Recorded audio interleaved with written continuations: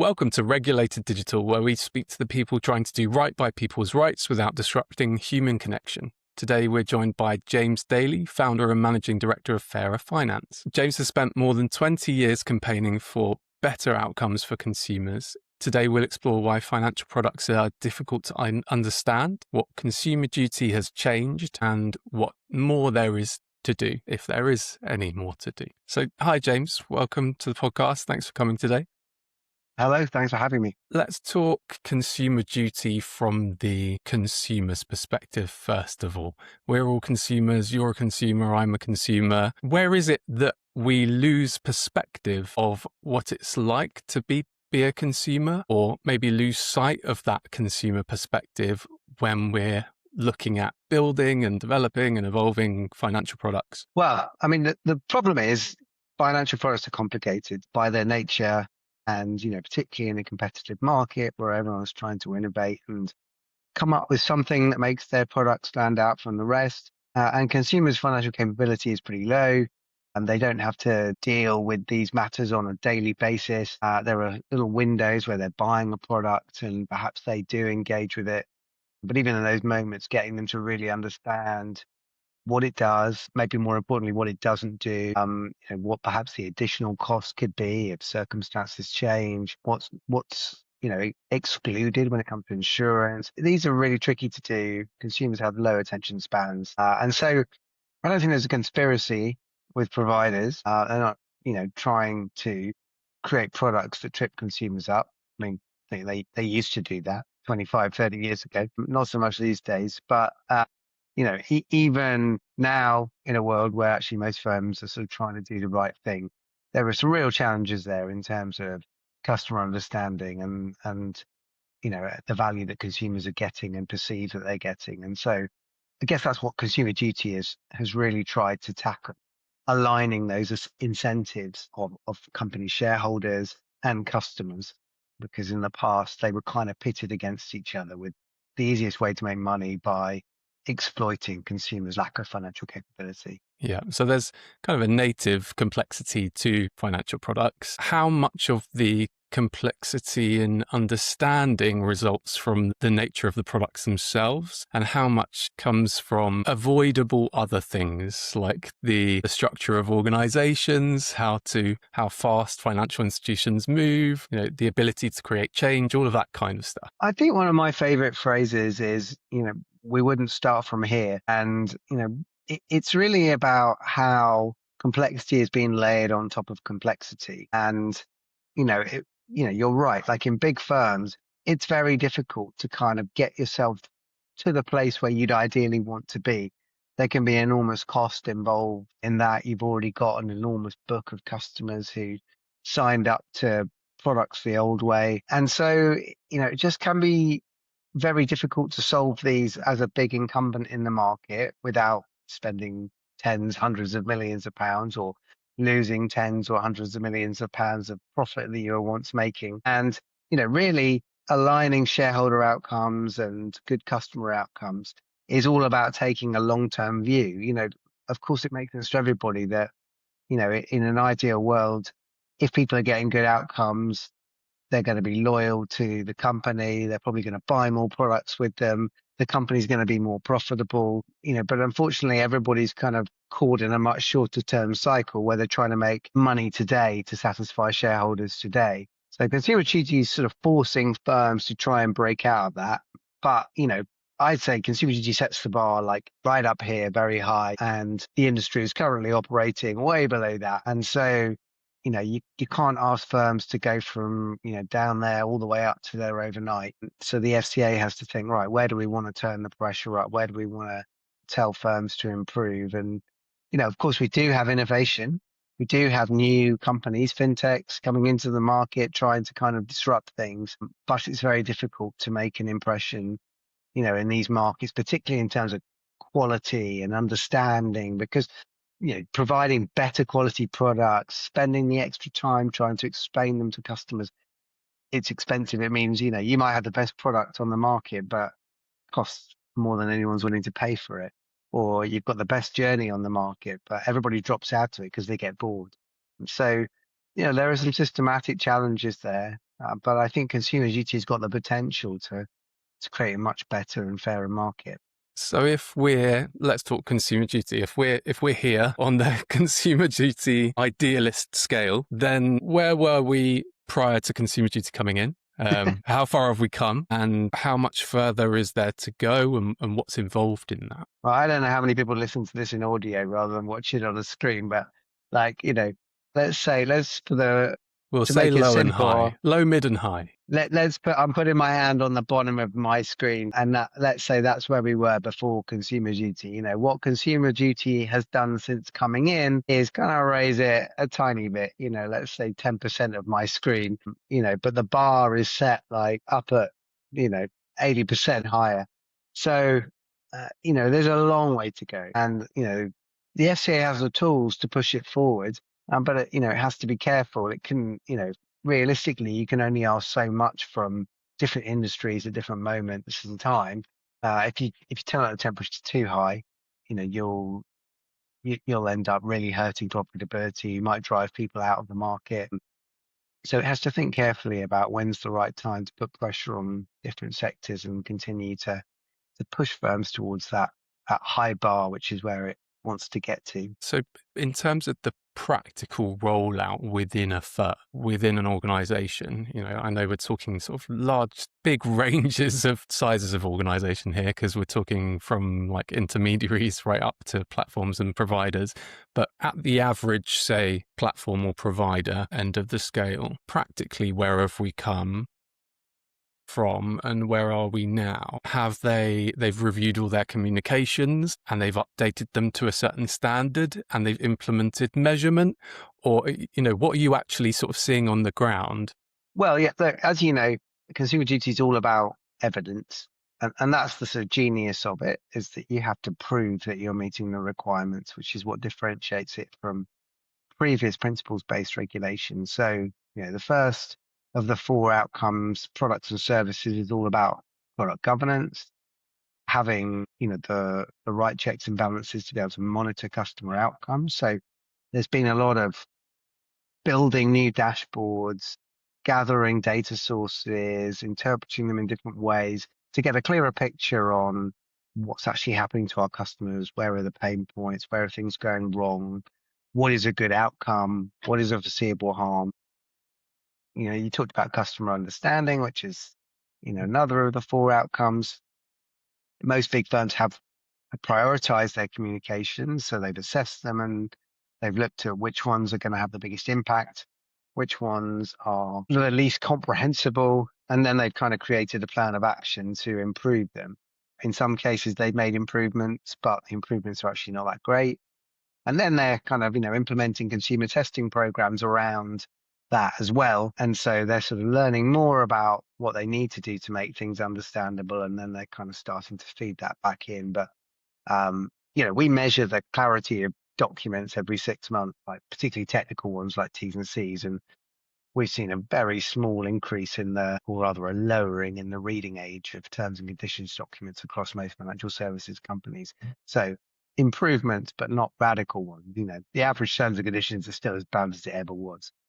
Then you've got customer support, making sure that people can interact with you in a way that allows them to meet their financial needs. And, we have started to see improvements there.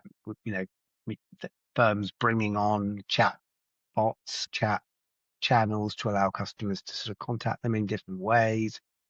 We're seeing more proactive kind of communication at pain points. So you've got a 0% credit card deal coming to an end, you're more likely to get a bank actually get in touch with you and tell you that it's coming to an end, rather than keep quiet and hope you don't notice and that you start paying 25% interest. And then you've got price and value. And, fair value, again, I'd say, one where there is a long way to go.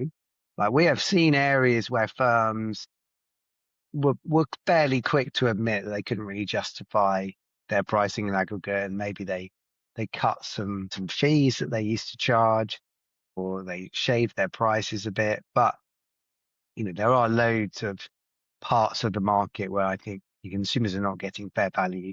I mean, just last week or the week before, the FCA put out something saying, it was concerned about the value that legacy customers in pensions and unit-linked savings were getting from, insurance and asset management companies, and we all know that there are, hundreds of schemes out there where people are being charged over one, getting terrible value compared to some of the offerings that are available on the market elsewhere today, where you might only be paying 0.3% or something like that.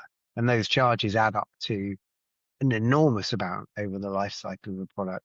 But, rather than sort of go and find those companies and say, you've got to sort this out now, the FCA is just pushing and pushing, sector by sector, area by area, going, okay, guys, you've had 2 years since we started applying this to legacy products. We do actually now need to see a little bit more movement than we've seen so far. Would you say that there's a sense in which that the fair value point has kind of been shifted further and further down the road because everyone's focused so much on communication? Well, they're inextricably linked. I mean, one of the things that we talk about with companies quite a lot is what we call the sort of value understanding equation. Particularly if you're selling products to consumers directly, there's a moment where it's okay for a consumer to make an economically irrational decision and pay more than they might do if they went somewhere else, as long as they really understand it. Especially in things like insurance or banking, they might choose to go with a particular brand because they feel really loyal to them. But it's a real mindset shift from firms to sort of have the confidence to go, hey, by the way, we just need to let you know that we're not the cheapest in the market. That there are actually other products out there that could be just as suitable for you or more suitable, and they could be cheaper. We are seeing bits of that though, and I kind of think that's where we've got to get to, rather than just say, well, if somebody bought something, then that's their problem. If you know that you don't have a very competitive product, you've got to think about how your customers came to you and whether or not they had all the information they needed to make an informed decision. And if you can't be sure about that, you need to give it to them. Yeah. And on the evidencing of that understanding, the testing and evidencing, what range of methods, approaches to implementation have you seen across the market? Are we seeing everybody taking a very similar approach?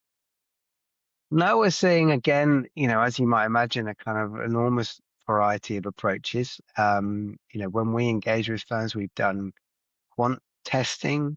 So where, we're showing a large sample of people, a document, and asking them kind of multiple choice questions to see whether or not they've understood what they've just read. We do focus groups. We've done one-on-one depth interviews. And I think, we know how to use all those different techniques to try and prove different things. And they're all kind of flawed to some degree because, you're not normally working with real customers, particularly if you're thinking about a purchase journey. You're not working with somebody who is literally in the middle of buying something. Yeah. And if you're, trying to test a letter that's sent out to someone in the life cycle of the product, you're not sitting there behind their letterbox waiting to see what happens when they open it. So they are somewhat, limited in terms of what you can get from them, but we've seen an enormous variety of approaches. Some firms just desperate to tick the box and go, well, we've done it. We've done the testing. We've done testing. And others who are sort of, really interested in doing it and learning from it. But of course, there are diminishing returns to this stuff. I mean, like you don't keep learning that consumers don't understand most of the complicated words. I mean, you don't even need to do testing to learn that. I mean, we can Yeah. tell firms that. And I do think now there's a question about, well, why are you doing this testing? Don't just keep testing things when you know what it's going to tell you. Take all the learnings you've got from the testing you've done so far, and now only test when you think there's a question you don't know the answer to and that you don't think you can reasonably answer, and without doing some testing. And of course there might be a new product or a key decision that customers have to make there, and doing some kind of A/B testing in your journey there to try and get as many people sort of taking good decisions could be a really great thing to do. But the amount of people that's still just kind of testing letters and then getting all this feedback saying, customer doesn't really understand that word and that word. I think there's a lot of money being wasted on it, if I'm honest. There's a range from intentional mis-selling, from describing a product badly and then delivering something that wasn't expected by the customer, and then not really communicating properly around the product experience, process, journey. How much of that, I know you've done quite a bit of research into this, how much of that gap between understanding and what's actually happening is that end of the spectrum, the mis-selling, I don't really understand what I'm buying kind of thing, or the, well, I just didn't really know what I was supposed to do throughout the journey? I don't think that there's a lot of mis-selling in inverted commas anymore, right? I mean, I think that conduct has improved immeasurably over the last 25 years since the FCA or FSA was created. And, we're not going to see mortgage endowment mis-selling and pension mis-selling and equitable life and all that stuff that happened again. I don't think so. I think actually motor finance is sort of the last great mass redress scandal. However, there are lots of areas where consumers don't understand things. Like, so let's talk about insurance. There's loads of people walking around with policies that don't meet their needs. The good news is that most of them won't ever find that out. So they're blissfully ignorant. But, that doesn't mean there's not a massive problem there. And a minority of people learn the hard way each year that they've got something that didn't meet their needs. Similarly, there are lots of products out there that don't offer good value, particularly in the long-term savings and pensions market where everybody knows it, but, firms are making a lot of money and they're just thinking, well, how can we defer this? How can we push it out a bit longer till we have to cut those fees? And, that's why the regulator has to come back and say, no, it's not good enough yet. That's not deliberate mis-selling, but it is deliberately prolonging the poor value that customers are getting from those products. Yeah, sort of misrepresenting the product up front. Well, I mean, a lot of these, the worst value is in legacy products, in the Yeah. investment market. So the sale was made 20 years ago or something, and the customer has no idea that they're getting a terrible value from it. But the company knows they're getting a terrible value from it, and they could do something about that. In insurance, they are selling the same products year in, year out, and actually there's a massive problem there in terms of understanding. And, we see that those problems manifest themselves at claim stage, year in, year out. The industry is being, finally sort of persuaded to take a look at this, but they're reluctant. I mean, obviously, Which launched a super complaint about insurance last year, and so there is now some kind of follow-on work from that. But there's loads of people walking around with products that just don't do what they want them to do. And is digital technology helping?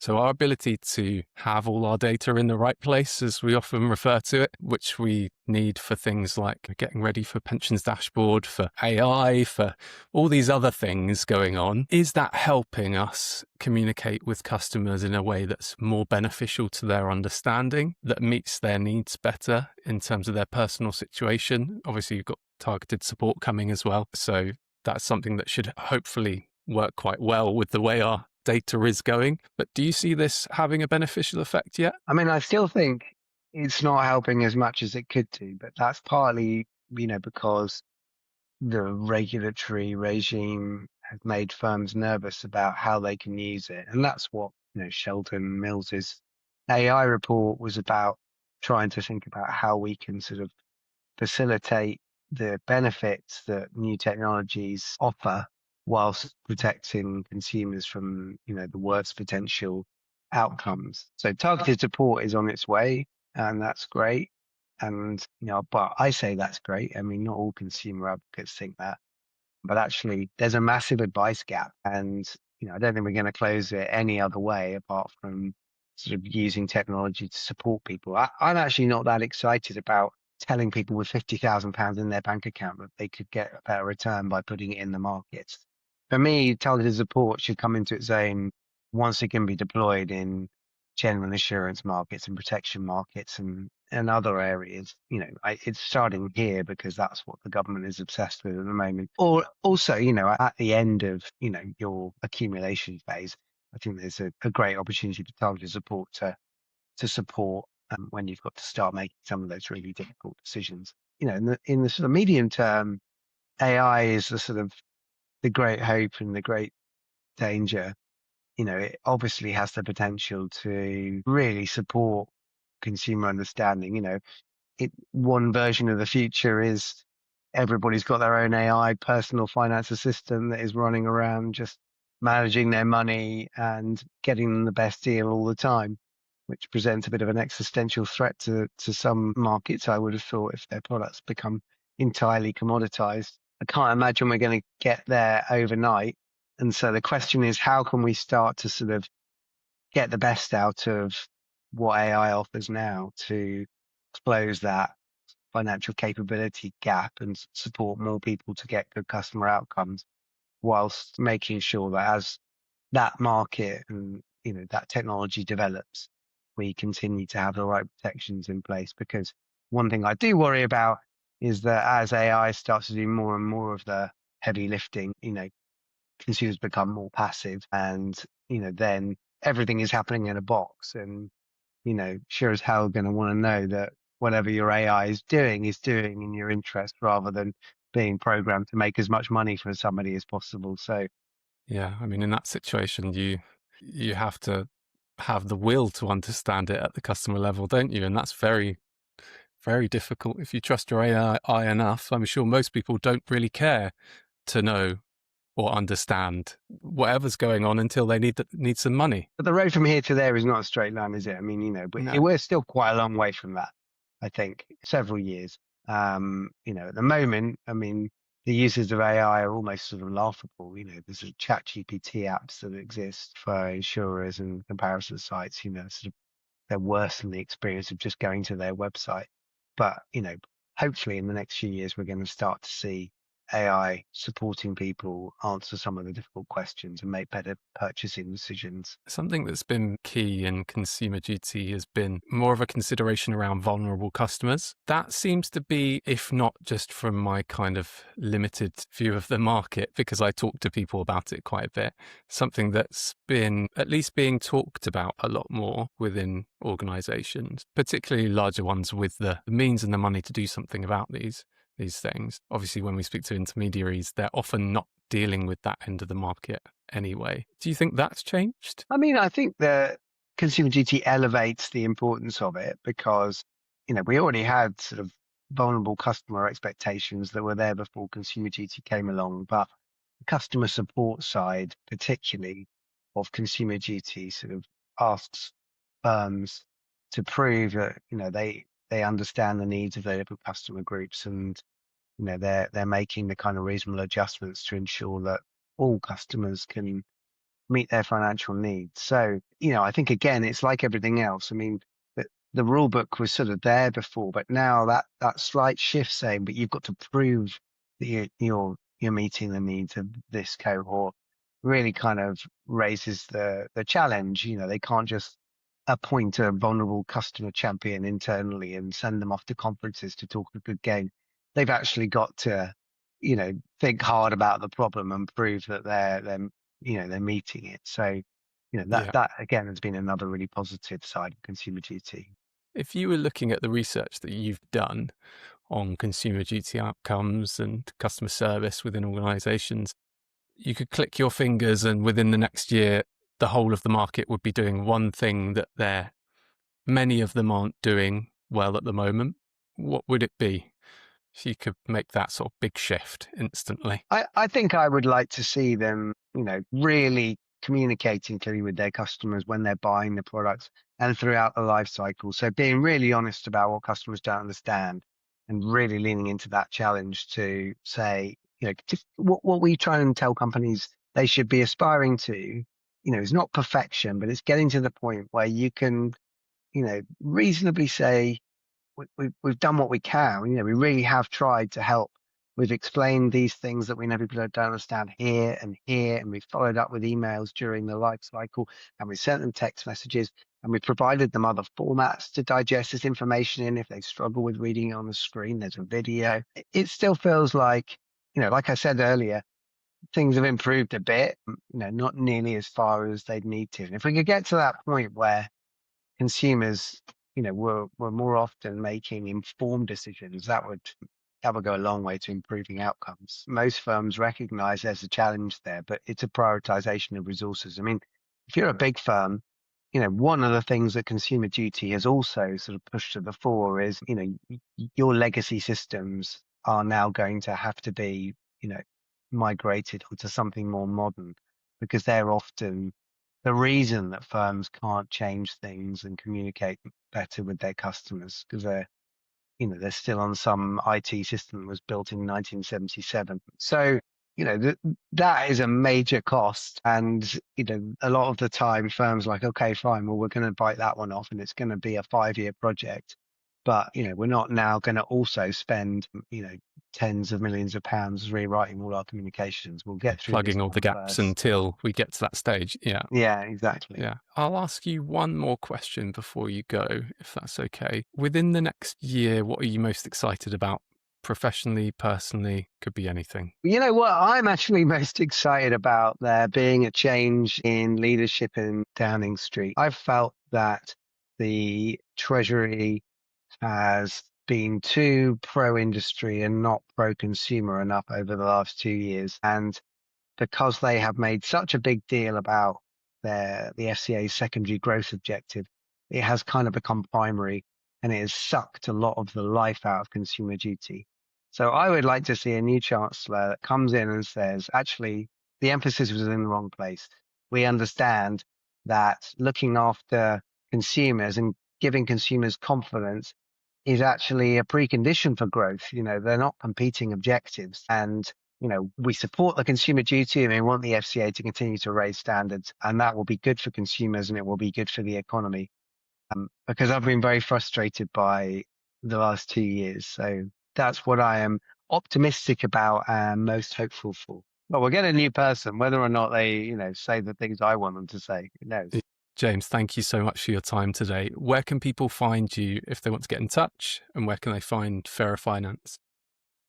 They could, we're just at fairerfinance.com. There are emails and things to get in touch with us there. And they can even listen to our podcast if they love this, because I'm always talking about these issues. I know, but what do they call it? Podultery. And that's on all the normal places. Yeah. And I do a lot of writing on LinkedIn and stuff. Great stuff. Thank you so much for your time today, James. We'll speak to you soon. Thanks for having me. Bye. Cheers.